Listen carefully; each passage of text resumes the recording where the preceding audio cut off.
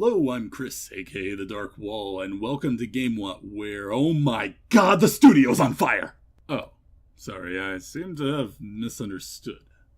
Today we'll be looking at Fireside articles, with no actual fire involved. This won't just be a word-for-word reading of these articles, so if you want to know what they actually say, I highly recommend you go read them. Our first article tells the story of a fledgling dev that got hit in the face with sudden popularity before the game was even really finished. And spoiler, it didn't end well.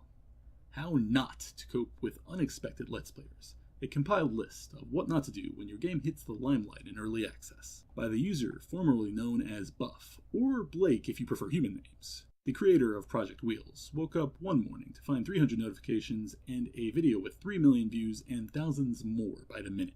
And when things get so up, the only way is to go down. This should hopefully serve as a cautionary tale to all you wannabe devs out there that think making games is all about getting popular. That aside, the article does offer some solid advice on how to prepare for an audience and what you shouldn't do when you find one before you are ready. You want to know what that advice is? Well, we ain't going to give it to you. Go read the article. Can a game recreate the universe we live in? Is the title of our next article by Jack Lee Hamster. This one is definitely more for the mathematically aligned viewers, but Ma, the one who actually read the whole thing, vouches that it's quite interesting if you're into coding and hypothetical problems. The article discusses how a Matrix-like scenario where an entire virtual and dynamic universe could be created with a focus on the technical side. And if you're thinking of the way No Man's Sky just procedurally generated everything, don't worry, the article goes beyond just generating empty planes or derpy aliens. And if you were hoping that this article holds some definitive solution to infinitely big and dynamic game worlds, well, you'll just have to read it and find out.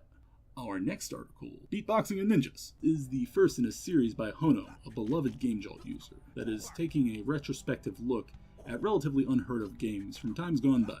Kinda like what this show will be doing next week, when we look at games that went under the radar, in addition to some hand-picked featured games. The game in question that Hono autopsied was Ninja Strike by Aaron Heaton, a beatboxer. The game was originally distributed in physical copies bundled with CDs at Beatboxing Performances. That alone is unique, but Hono reports the game has an innovative combat system involving pinpoint sword placement. And of course, every sound effect in the game came from Heaton's own mouth. If you want to know how you can play this game yourself or where to find out about Heaton's next game, we've linked the article in the description, and the article links to the game, so links kind of in the description. The last article of this week was written by Just404it, a user that has written tons and tons of great articles, and don't be surprised if we look at one of these every Fireside episode. There's a chance that you may already have heard of this person because that's the guy who tried to make 100 games in 5 years. Now, because we don't want to jump the gun and tell you the end before the beginning, we'll be looking at an article from 2 years ago that covers the midpoint of his journey. And next time we'll look at the last legs article that followed. But lucky you don't have to wait that long, because you can read it right now. What started out as a way to find an artistic voice through rapid prototyping became an experiment into gaming conventions and minimalism. At this point, 62 games had gained notoriety for their tendency to take interesting perspectives on gaming and stand as a testament to what a backlog of good games can do for publicity. Next week, we'll be looking back on the recommended games. I've been Chris, aka The Dark Wall. This is GameWatt. Stay indie.